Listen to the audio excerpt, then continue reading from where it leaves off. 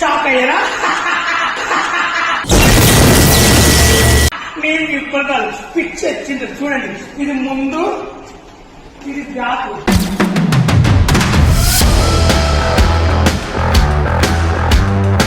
ఎక్కడ పోయినా కూడా శారీ కట్టుకొని స్టేజ్ ఎక్కుతారు, శారీ కట్టుకొని రీల్స్ చేస్తున్నారు, శారీ కట్టుకొని ఆ కొన్ని ఫంక్షన్స్ కి అటెండ్ అవుతున్నారు. ఉప్పల్ బాలు కంప్లీట్ గా ఏమన్నా చేంజ్ అయిపోయాడా లేకుంటే బాలులానే ఉన్నాడా అని కొందరికి డౌట్ అనుమానంగా ఉంది. నేను టైం పాస్ కు రీల్స్ చేశా, ఫన్నీగా పిచ్చిగా. నేను ఏదో మిస్టేక్ లా గోవా ఒక ఆయన తీసుకెళ్తే సరదాగా ఆయండి నేనండి ఉప్పల్ బాలండి గోవాకి వచ్చాను వెళ్ళిపోయాను అరిశాను.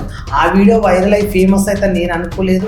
ఇలా టీవీలో కనిపిస్తా అందరినీ కలుస్తా అనుకోలేదు. ఉప్పల్ బాల్కి గర్ల్ ఫ్రెండ్ ఉందని విన్నాను, నిజమేనా? నాకు ఇక్కడికి వచ్చినాక 2-3 అమ్మాయిలు నన్ను పెళ్లి చేసుకుంటాను మస్తు బాగా అడిగారు, కానీ నేను చేసుకోనని చెప్పి. ఎందుకంటే నేను నా టీచర్ ప్లాన్ వేరే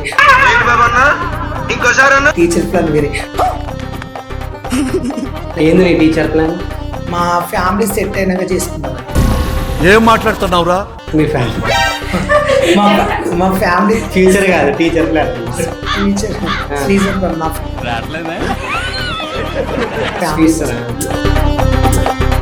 హైదరాబాద్కి వచ్చి అట్లా ఎవరు చెప్పుకుండా ఏడ్చిన రోజులు ఉన్నాయి. ఒక రేకుల రూమ్ లో ఉండేది, రెంట్ కట్టకుండా ఫుడ్ లేకుండా కూడా ఇక్కడ కూడా పండుకున్నాను. చిన్న గ్యాస్ ఉండేది, అప్పుడు కంట్రోల్ బియ్యం తెచ్చుకునేది. 8 రూపాయలు 9 రూపాయలు కేజీ ఉంటుండే బియ్యం. అవి ఒక 10-15 కిలోలు వేసుకుని నెలంతా సరిపెట్టుకునేది. గిన్నెలు, బాత్రూమ్ దోమడము, బట్టలు పిండడం అలాంటి వర్క్ చేస్తున్నా. క్యాంటీన్కి వెళ్ళడము, పెళ్లిళ్ళ డాన్స్ చేయడము, క్లీన్ చేయడానికి, ఆకులు తీయడం, చెత్త తీరడం వెళ్ళేవాళ్ళు.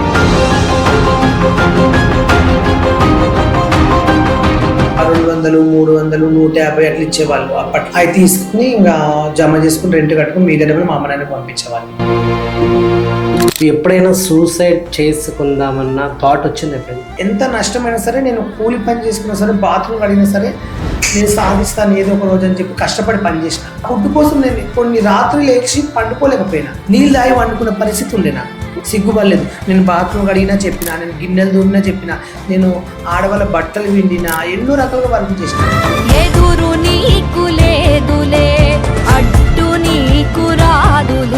నేను ఫేమస్ కానప్పుడు నన్ను కుక్క కూడా తేకలేదు. సమాజంలో ఎలా బతకాలో మాకు తెలుసు. నేను మందిని మోసం చేసి బతకట్లేదు. కోట్లు లక్షలు సంపాదించాలని ఆశలు లేవు. పూటకి వెళ్తే చాలు. చచ్చిపోయినప్పుడు ఏం తీసుకుపోమబ్బా, ఉన్న రోజులు 10 మంది గ్రేట్ అనేలా బతకాలని మాకు. అయితే ఈ మధ్య కాలంలో కొన్ని వీడియోస్ అంటే మీ ఆ మధ్యలో అంటే ఇప్పుడు శారీ కట్టుకొని ఎక్కువ వీడియోలు మీరు ఎక్కడ పోయినా కూడా శారీ కట్టుకొని స్టేజ్ ఎక్కుతారు, శారీ కట్టుకొని రీల్స్ చేస్తున్నారు, శారీ కట్టుకొని ఆ కొన్ని ఫంక్షన్స్కి అటెండ్ అవుతున్నారు.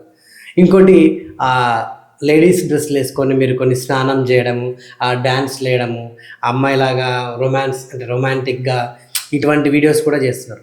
అయితే కొందరు ఏంటంటే ఉప్పల్ బాలు అంటే కంప్లీట్గా ఏమన్నా చేంజ్ అయిపోయాడా లేకుంటే బాలులానే ఉన్నాడా అని కొందరికి డౌట్ అనుమానంగా ఉంది. దీనికి ఏమైనా క్లారిఫికేషన్ ఇస్తారా?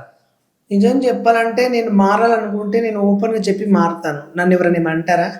నా ఫ్యామిలీ వాళ్ళు కానీ ఇష్టం, అది నా ఇష్టం. నేను సారీ కట్టుకుంటే పెళ్ళిళ్ళకి పోతే నేను సారీ కట్టుకోమంటున్నాను. సారీలో బాగుంటావు, ఫండింగ్ ఇస్తాను అది అలా కట్టుకుంటున్నా. ఏదో ప్రేమ కోసం కాదు, నా రీళ్ళ కోసం, నా టాలెంట్ కోసం కట్టుకుంటాను సారీ మాత్రం. నేనైతే ఇప్పుడు అమ్మాయిలాగా మాడాలని ఇష్టం లేదు, ఇలాగే బతకలేదు. పెళ్ళను సమాజంలో నేను మా ఫ్యామిలీ కోసం ఆలోచిస్తున్నా కూడా పెళ్లి చేసుకోలేకపోతున్నా.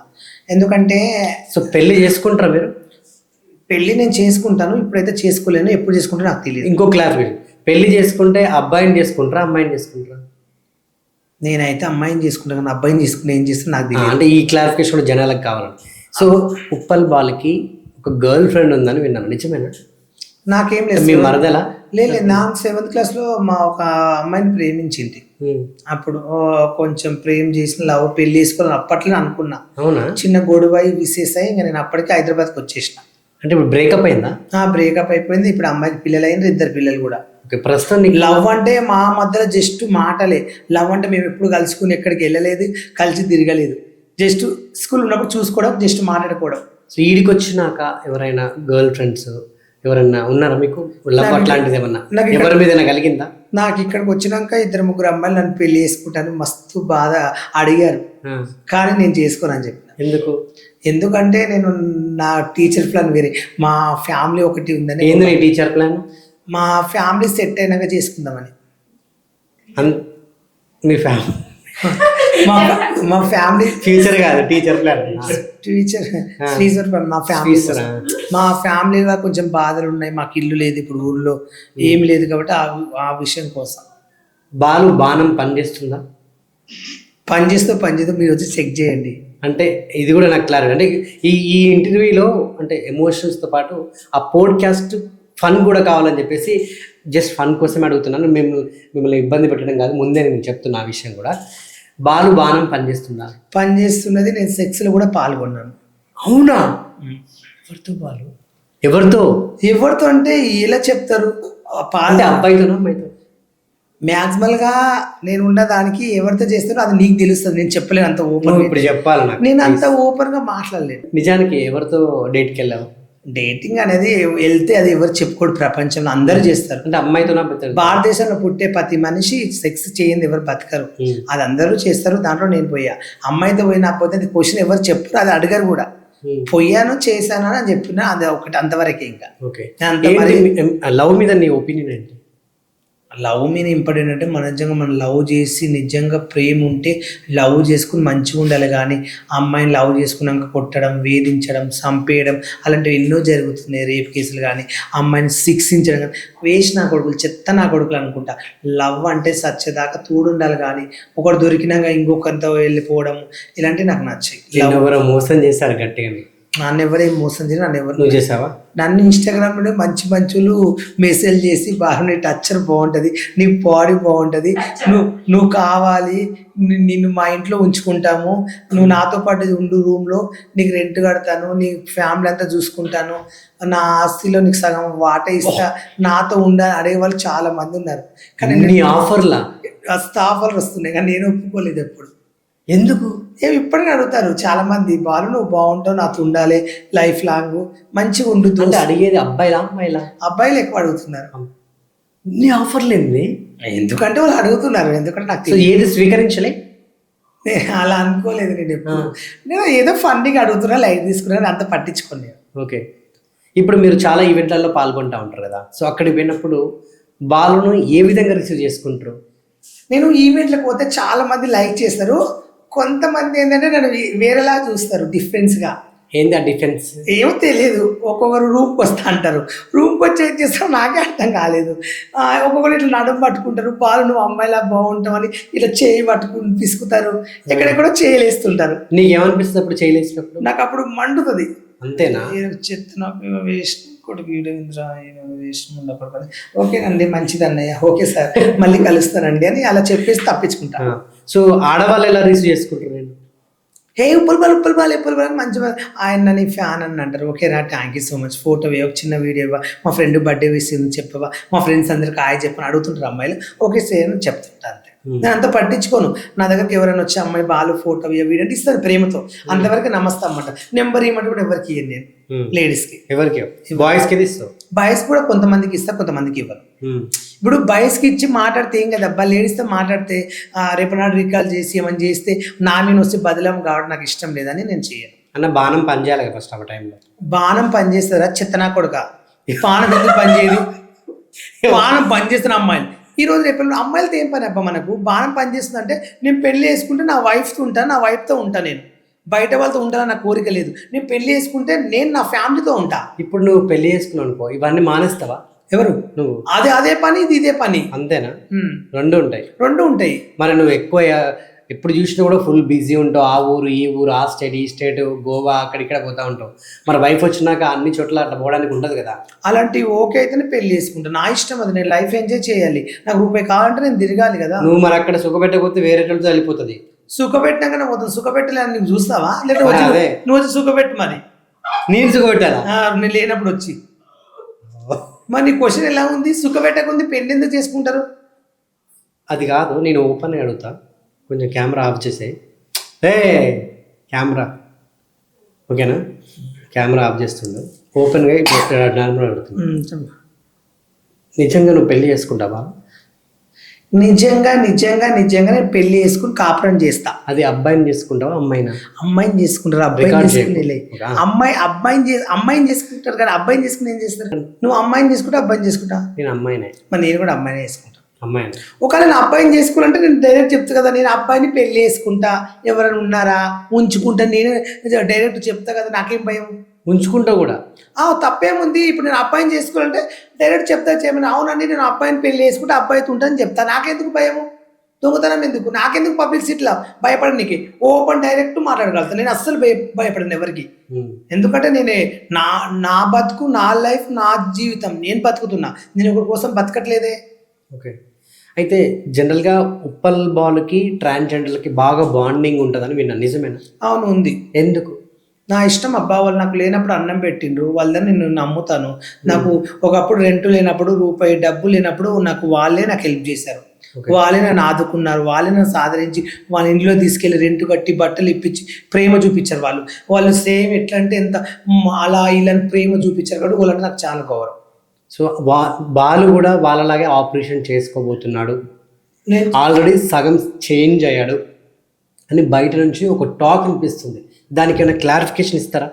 నేను అలా మారితే బరాబర్ చెప్తాను, నేను ఒక ట్రాన్స్జెండర్ని, నేను కరెక్ట్ ఆపరేషన్ చేసుకుంటాను, నేను వాళ్ళ దాంట్లో కలుస్తాను, వాళ్ళ వెంబడి నేను ఉంటానని బల్ల బుద్ధి చెప్తా.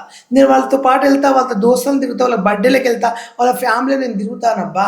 కానీ నాకు అలాంటి ఉద్దేశం లేదు. దబాయి కూడా వెళ్తావా? దబాయికి అంటే ట్రాన్స్ వెళ్తారు కదా దబాయి, నేను అలాంటివి వెళ్ళను, దోస్తులు అలాంటివి వెళ్ళను. వాళ్ళ దోస్తుల ఫ్రెండ్లగా వాళ్ళు ఫంక్షన్ పిలుస్తే అలా వెళ్తాను, దావత పిలుస్తే వెళ్తాను. కానీ అలాంటి పనులు నేను ఎప్పుడు చేయలేదు. నేను కష్టంగా పని చేసుకుంటా ఒక ఆఫీస్ బాయ్లా, కానీ ఇప్పటికీ నా వరకేందో చేసుకుంటా, కానీ నేను ఎప్పుడు అలా వెళ్ళలేదు. సో ఒక వెళ్ళే పరిస్థితి వస్తే బరాబర్ చెప్పి వెళ్తా, నాకెందుకు భయం. 5 సంవత్సరాలు వెనక్కి తీసుకుంటే బాలు పెద్దగా ఏంటి ఫైనాన్షియల్ క్రైసిస్లో ఉన్నాడు. ఇప్పుడు చూస్తే బాలు దగ్గర ఫుల్ పైసలు ఉన్నాయి. నిజానికి నెలకు ఎంత సంపాదిస్తారు? అమ్మతో చెప్తున్నాను, నా దగ్గర 1 రూపాయి లేవు, నాకు నెలకు 10-20 వేలు వస్తాయి. మీరు ఒక ఫంక్షన్కి అటెండ్ అయితేనే 10,000 ఆ రోజు రావు కదబ్బా, నెలకు ఒకటి వస్తుంది, నెలకు 2 నెలలకు ఒకటి వస్తుంది. రోజు ఎందుకు వస్తాయి చెప్పు, రోజు అస్సలు రావు. నమ్మండి, నా బ్యాంక్ బ్యాలెన్స్ చెక్ చేసుకోండి, తెలుస్తుంది కదా. ఇప్పుడు నా బ్యాంక్ బ్యాలెన్స్లో ఎంత ఉందో అమౌంట్, ఎంత సంపాదిస్తాను, ఇప్పుడు బ్యాంక్ చెక్ చేస్తే ఇంక్రిమెంట్ చేస్తే అన్నీ వెళ్తాయి బయటికి. ఎంత డబ్బులు ఉన్నాయి, ఎంత ట్రాన్స్ఫర్ చేస్తే ఎక్కడికి పోదు. 10 ఏళ్ల కింద ఉన్న డబ్బులైనా ఇప్పుడైనా నా బ్యాంక్ బ్యాలెన్స్ చెక్ చేసుకోండి, వాళ్ళ అకౌంట్లో ఎంత ఉంది డబ్బు, ఇప్పుడు నాకు ఎంత చేసి ప్రతి ఒక్కటి తెలుస్తుంది. నేను ఒకరు మోసం చేసితే నాకు అవసరం లేదు, నా దగ్గర రూపాయి లేవు. సో ఈ మధ్యకాలంలో మీ వీడియోస్లో అబ్జర్వ్ చేస్తే ఎక్కడికి పోయినా బాలుతో పాటు Satya, master Basheer master, Gunti Nagaraju, Usha, so ఈ యొక్క స్క్రాప్ బ్యాచ్ అంతా ఒక దగ్గర తిరుగుతూ ఉంటుంది ఎప్పుడు చూసాను అనేది అందరు అంటా ఉన్నారు. ఏంటి ఈ బ్యాచ్, మీ గ్యాంగ్ ఏంటి, గ్యాంగ్ సీక్రెట్స్ ఏంటి? మా బ్యాచ్ మేము ఫన్నీ కోసం, వీడియోల కోసం మాకు ఏమైనా ఆఫర్ వస్తే మాకు పూటకు మేము వెళ్తున్నామే, కానీ మేము చెత్త మా బ్యాచ్ కాదు, మాది అఫీషియల్ బ్యాచ్. ఇంకా కొంతమంది బెట్టింగ్లు అని చెప్పి లక్షలు దెంగి తిని కోట్లు సంపాదించుకుని, ఇండ్లు కొనుక్కుని, కారు కొనుక్కుని, ఒక బైకులు కొనుక్కొని, ఐఫోన్లు మెయింటైన్ చేసుకుంటా, యూట్యూబ్ ఛానల్ చేసుకుంటా మోసం చేసేటోళ్ళం అయితే మేము కాదు. అర్థమవుతుందా? మేము నిజాయితీగా బతున్నాం మార్కెట్లో. మాకేమన్నా ఐఫోన్లు లేవు మేము వాడుకోవడానికి, మా దగ్గర ఏమన్నా పెద్ద కార్లో మేము తిరగట్లేదు, మేము తిరిగేది బస్సులో, ఆటోలో వెళ్తున్నాం. అర్థమవుతుందా? మాకు అలాంటి ఆలోచన లేదు. మా చెత్త బ్యాచ్, మా బ్యాచే బెటరు. మేము సమాజంలో ఎలా బతకాలో మాకు తెలుసు, మేము మందిని మోసం చేసి బతకట్లేదు. అర్థమవుతుంది? మాకు కోట్లు లక్షలు సంపాదించాలని ఆశలు లేవు. పూటకి వెళ్తే చాలు, చచ్చిపోయినప్పుడు ఏం తీసుకుపోం అబ్బా. ఉన్న రోజులు 10 మంది గ్రేట్ అనేలా బతకాలని మాకు కోరుకుంది. మా బషీర్ మాస్టర్ కానీ, సత్య కానీ, ఎవరైనా ఈ మా బ్యాచ్లో అందరు మంచోళ్ళు.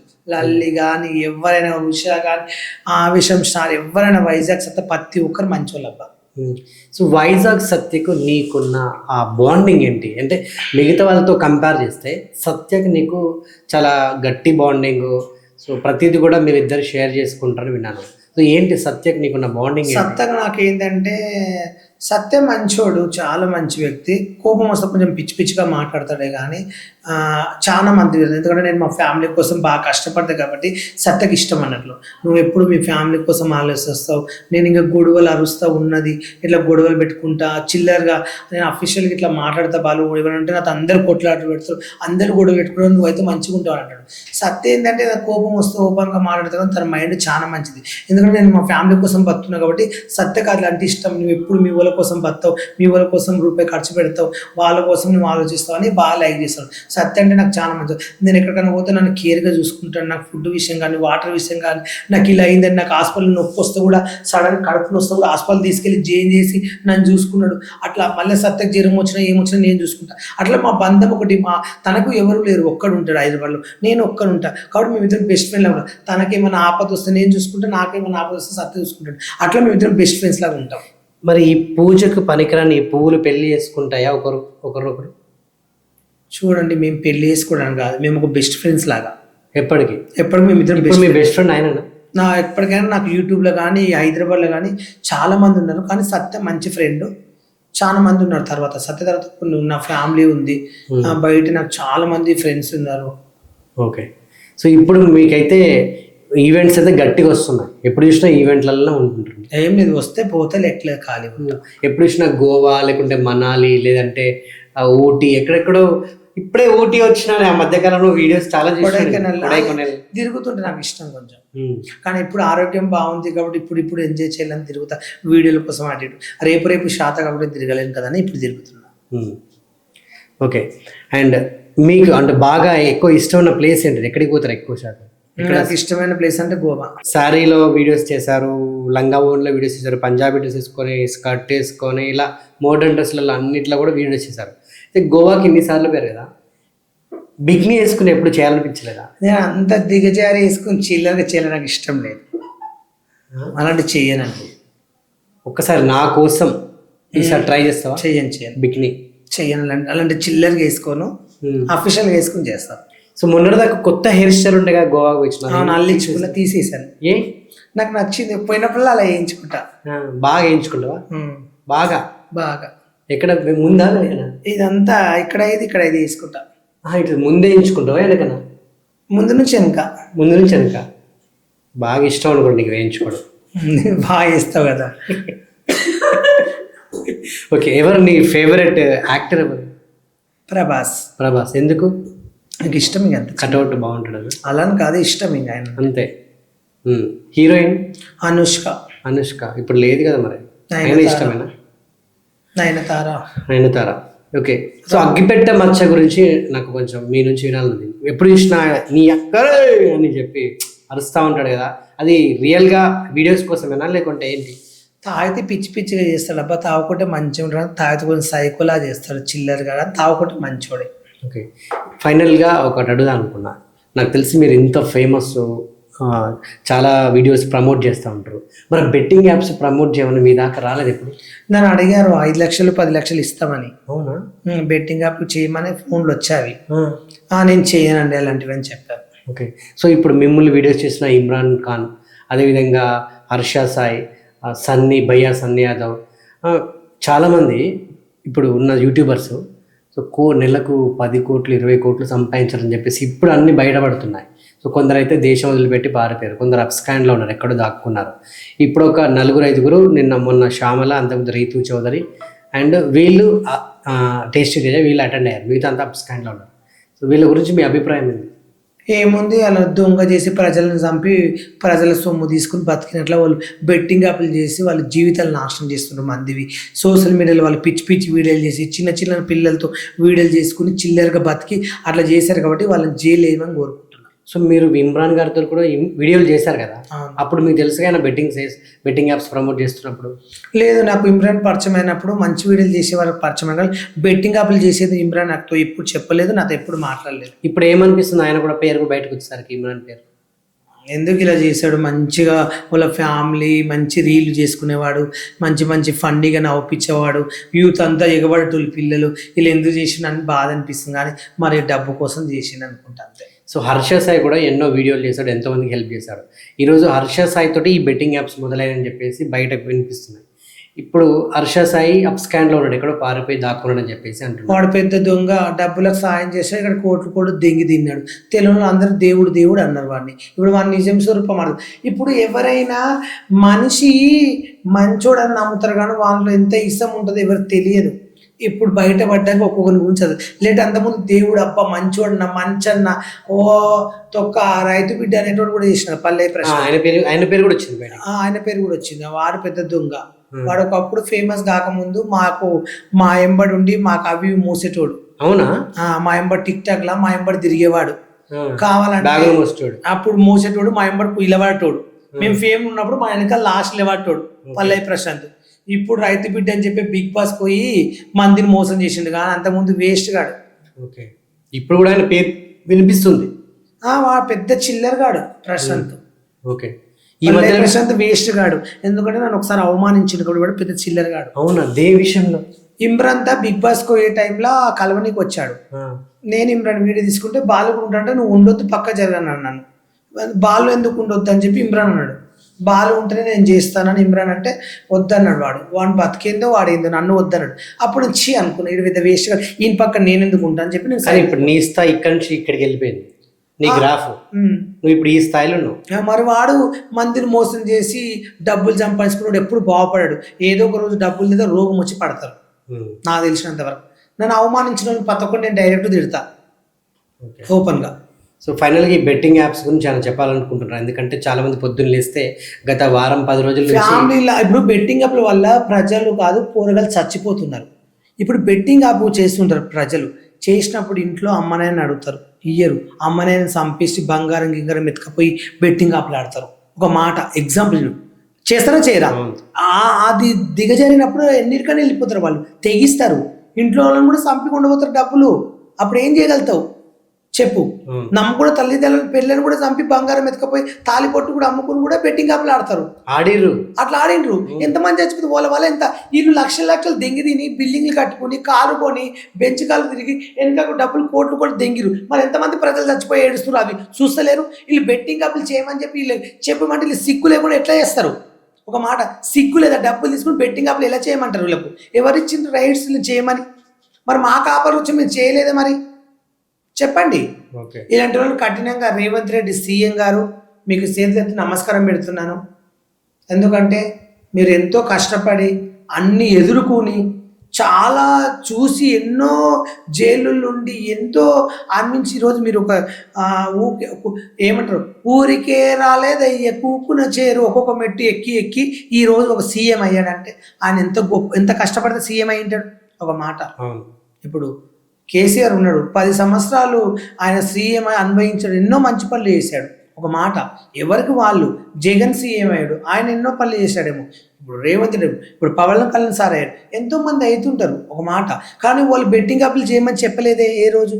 ఒక మాట వీళ్ళని ఈ బెట్టింగ్ యాప్లు ఎవరెవరు చేసి వీళ్ళని ఎంబడి జైల్లో వేసి వీళ్ళని కొన్ని రోజులు కాకుండా 10-15 సంవత్సరాలు ఇలా కఠిన జీవితకాలు వేస్తే కూడా ఇంతమంది ఎంతో మంది ఫ్యామిలీలు వీళ్ళ వల్ల అయితే వెయ్యని ఒక 10 సంవత్సరాలు 20 సంవత్సరాలు జైలు వేస్తే నరకం మీద తెలియాలి. రూపాయి విలువ తెలుస్తుంది కాబట్టి ఆ నరకం ఆ పని చేస్తుంటే జైల్లో అప్పుడు తెలియదు. ఇలా అందరినీ ఎంబడి జైలు వేయాలని కోరుకుంటున్నాను. సీఎం గారిని చేతులెత్తి మొక్కుతున్నా.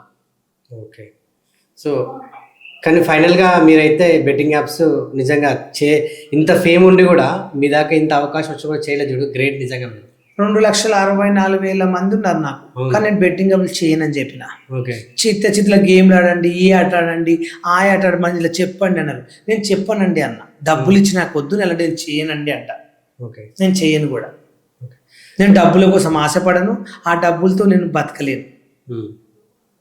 సో ఫైనల్గా మీ అభిమానులకి ఏమైనా చెప్పాలనుకుంటున్నారా ఈ పోడ్కాస్ట్ గురించి? దీనివల్ల ఒకటే చెప్తున్నా, చాలా మంది ఇన్స్టాగ్రామ్లో ఇన్ని దినాలు మా బావలు అందరూ నా చదువుకుని నవ్వే వాళ్ళు ఏమంటారు అంటే, నువ్వు ఫోన్ చేసి బాలు నీకు అన్నీ ఫాస్ట్గా పెడుతుండ్రు, ప్రతి ఒక్క నీ వీడియోకు ఎవ్వరు తిట్టట్లేరు గలీజ్గా, బాలు ఇన్ని రోజులు పిచ్చోడు అనుకున్నా కానీ నువ్వేరా మంచోడు అని చాలామంది మంచి మంచి కామెంట్స్ పెడుతున్నారు నీ వీడియోకు. నీకు ఇన్ని దినాలు నేను అర్థం చేసుకుని అన్నారు కదా, అది చాలు, నాకు ఎవ్వరు బ్యాడ్ కామెంట్స్ పెట్టట్లేరు.